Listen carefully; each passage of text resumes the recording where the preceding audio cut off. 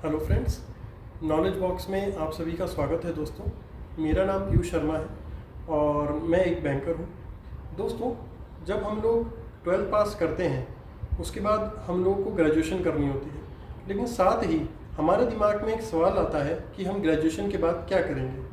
क्योंकि दोस्तों, ग्रेजुएशन एक ऐसा फेज़ होता है जिसके बाद हम लोगों को नौकरी चाहिए होती है और नौकरी से ही जुड़ी हुई बहुत सारी चीज़ें होती है। नौकरी के बाद हमें शादी करनी होती है, हमें हमारा करियर सेट करना होता है, हमारी कुछ ख्वाहिशें होती है कि हमारा घर होगा, हमारी गाड़ी होगी, हमारे पास ऐसा होगा, हमारे पास वैसा होगा, हम ये सब करेंगे। तो दोस्तों, ये सारी फेजेस ग्रेजुएशन से ही शुरू हो जाते हैं। जब हम ग्रेजुएशन कंप्लीट करते हैं दोस्तों, तो हमारे दिमाग में एक सवाल होता है कि यार नौकरी तो चाहिए, लेकिन नौकरी करनी कैसी है। कुछ लोगों को सरकारी नौकरी करनी होती है, कुछ लोग को एमएनसीज में नौकरी करनी होती है, कुछ लोगों को अपना खुद का बिजनेस डालना होता है।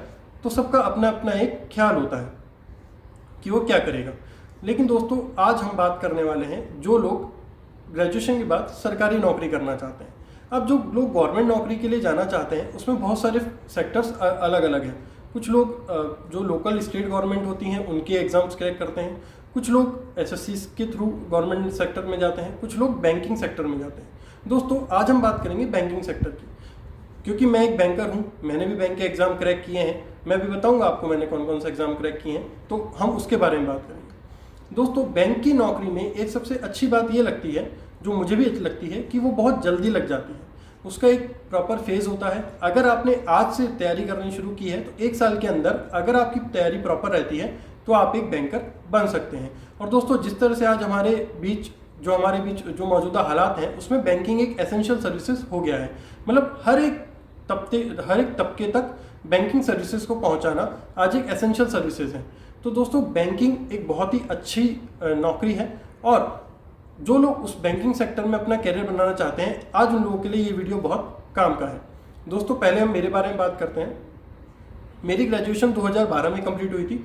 By the profession I am a software engineer, but मैंने भी अपनी जो कैरियर है वो गवर्नमेंट सेक्टर को चुना कि मैं गवर्नमेंट सेक्टर में जाऊंगा, मैं एक गवर्नमेंट नौकरी करूंगा। उसके बाद मैंने एक प्रिपरेशन की एंड 2013 में मैंने आईबीपीएस का एग्जाम था, आईबीपीएस का एग्जाम क्रैक किया। देन 2014 में मैंने आईबीपीएस का एग्जाम क्रैक किया। उसके साथ साथ एसएससी के एग्जाम भी क्रैक किए। उसके साथ साथ सीडीएस का एग्जाम क्रैक किया, एसएसबी के थ्रू जो वो होता है वो वाला एग्जाम क्रैक किया।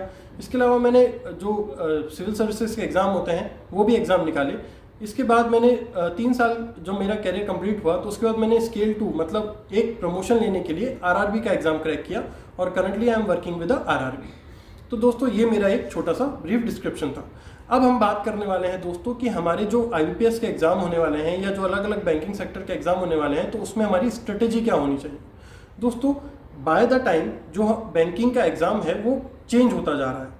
पहले जहाँ एक सिंगल एग्जाम होता था उसके बाद इंटरव्यू होता था, अब 2 एग्जाम होते हैं, एक प्री होता है, एक मेंस होता है और उसके बाद इंटरव्यू होता है। आज हमारा फोकस प्री के ऊपर ज़्यादा रहेगा क्योंकि वो पहला फेज होता है।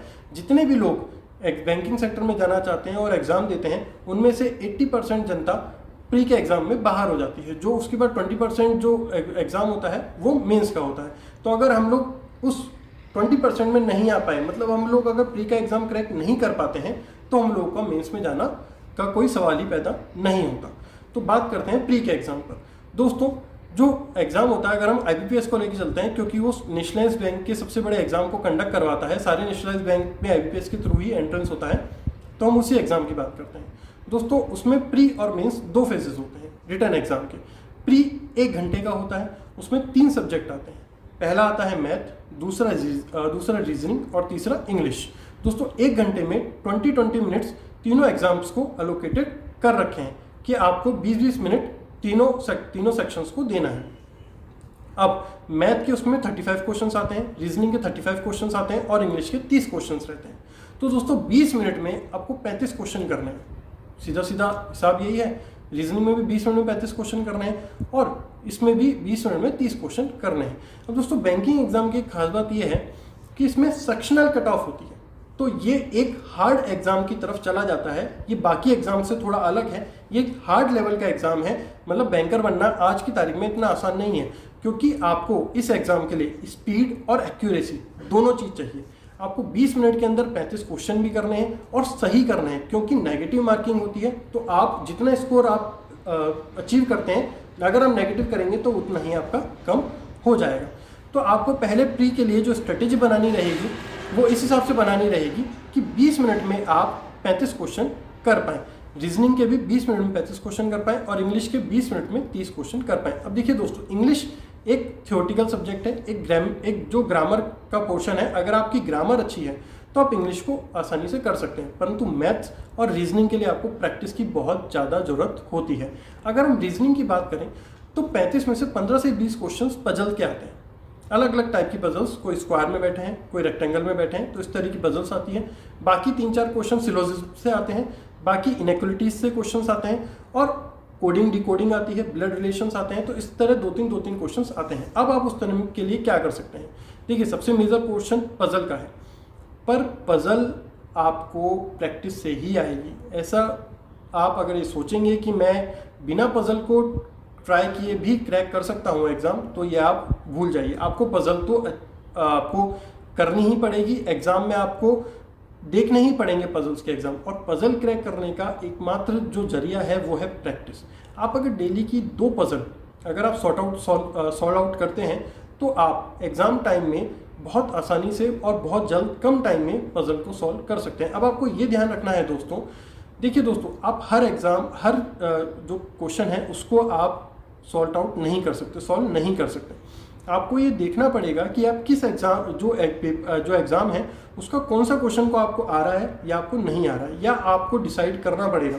दोस्तों ध्यान रखिए, जो कंपटीशन एग्ज़ाम है उसमें आपको ये नहीं पता करना होता कि आपको कौन सा क्वेश्चन करना है, बल्कि ये पता करना ज़्यादा ज़रूरी होता है कि आपको कौन सा क्वेश्चन नहीं करना है। अगर आप हर क्वेश्चन को करने के पीछे जाएंगे तो आप बहुत सारे क्वेश्चन को मिस कर देंगे जो आप कर सकते थे। तो आपको एक बार पढ़ने के बाद या 2 बार पढ़ने के बाद ये डिसाइड करना होगा कि ये क्वेश्चन मैं करूँगा और क्या मुझसे हो जाएगा या नहीं होगा। तो ये बहुत ध्यान रखने की ज़रूरत है दोस्तों। तो आप प्रैक्टिस करिए। आप जैसे ही कोई पजल का क्वेश्चन लेते हैं, आपको पता लगता है ये पजल मेरे से हो पाएगी, तो आप उसको करिए, क्योंकि उसके 5 क्वेश्चंस होते हैं। आप पजल को देख लीजिए, आपको पता लग जाएगा ये पजल मुझसे हो रही है नहीं हो रही है। अगर आपसे नहीं हो रही है तो आप 20 से 30 सेकंड के अंदर ये पता करिए और उसको छोड़ दीजिए। आप अगले क्वेश्चन पर बढ़ जाइए, क्योंकि दोस्तों होता ये है, हम 1 से 2 मिनट उस पजल में निकाल देते हैं, उसके बाद पता लगता है हमसे नहीं हो पा रही है और हम आगे के क्वेश्चन भी मिस कर देते हैं। तो सबसे पहला जो आपको करना है, आपको क्वेश्चंस को आइडेंटिफाई करना है कि आपसे हो रहे हैं कि नहीं हो रहे हैं। दूसरा, आपको 35 के 35 क्वेश्चन अटेम्प्ट करने ही हैं, क्योंकि कई क्वेश्चंस इजी होते हैं लेकिन वो कई बार पीछे होते हैं, कई बार बीच में होते हैं, और वो हमको आते हैं पर हम उनको अटेम्प्ट ही नहीं कर पाते हैं। इस वजह से हमसे छूट जाते हैं और हम उन हार्ड क्वेश्चंस में लग जाते हैं ताकि, और वो हमारा टाइम कंज्यूम कर देते हैं। तो हमें हमारे ईगो पे नहीं लेना है। ध्यान रखिए दोस्तों, ईगो पे नहीं लेना है। हम वहाँ पेपर सॉल्व करने गए हैं, अपने आप की काबिलियत साबित करने का जो टाइम आएगा वो बाद में आएगा। अभी आपको केवल सारे क्वेश्चंस अटेम्प्ट करने हैं। किसी भी क्वेश्चन को सॉल्व करते वक्त उसको अपने ईगो पे मत लीजिए कि ये तो मैं सॉल्व करके ही रहूँगा, ये सॉल्व क्यों नहीं हो रहा मुझसे। ऐसा नहीं सोचना है। आपको सारे क्वेश्चंस अटेम्प्ट करने हैं और बराबर 35 क्वेश्चन अटेम्प्ट करना है।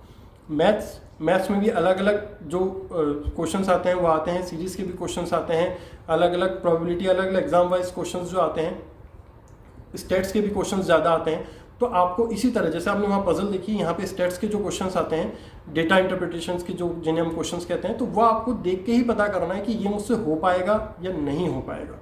अगर आप हर एक क्वेश्चन को करने जाएंगे तो मैथ में भी आप सारे क्वेश्चन अटेम्प्ट नहीं कर पाएंगे। तो दोस्तों सबसे पहले ये देखिए कि कौन सा क्वेश्चन हो रहा है, कौन सा क्वेश्चन नहीं हो रहा है, और ये आपको प्रैक्टिस से आएगा। प्रैक्टिस करने के लिए दोस्तों मैं आपको बताऊं, IBPS बहुत स्टैंडर्डाइज पेपर होते हैं। तो पिछले 2 साल के पेपर जो IBPS जितने भी एग्जाम कंडक्ट कराता है उनके जो क्वेश्चन हैं वो सॉल्व कीजिए, पिछले 2 साल के IBPS के। और SBI PO, क्योंकि SBI PO भी एक स्टैंडर्ड जो एग्ज़ाम आता है वो रहता है, तो आप SBI को रेफ़र कर सकते हैं और IBPS को रेफ़र कर सकते हैं। इन दोनों एग्जाम्स के अगर पिछले 2 साल के अगर आप क्वेश्चन पेपर सॉल्व आउट करते हैं तो आप ज़रूर से अपने जो आने वाले बैंक के एग्ज़ाम्स हैं वो क्रैक कर पाएंगे। और दोस्तों ध्यान रखिए, प्रैक्टिस ही एकमात्र कुंजी है जो आपको अपने एग्ज़ाम्स में सफलता दिलाएगी। प्रैक्टिस बिना कुछ नहीं है, प्रैक्टिस ज़रूर कीजिए। सारे एग्ज़ाम्स, सारे क्वेश्चंस की एक एक को समझिए, उन्हें जल्दीबाजी में मत कीजिए। एग्ज़ाम में जो क्वेश्चंस आते हैं उनको पढ़िए, उनको फिर करिए। तो दोस्तों और भी कोई गाइडेंस अगर आपको चाहिए हो तो आप हमारे कमेंट सेक्शन में लिख के बता सकते हैं। हम आपके जो डाउट्स रहेंगे उसको सॉल्व करने की ज़रूर कोशिश करेंगे। थैंक यू दोस्तों, पढ़ते रहिए।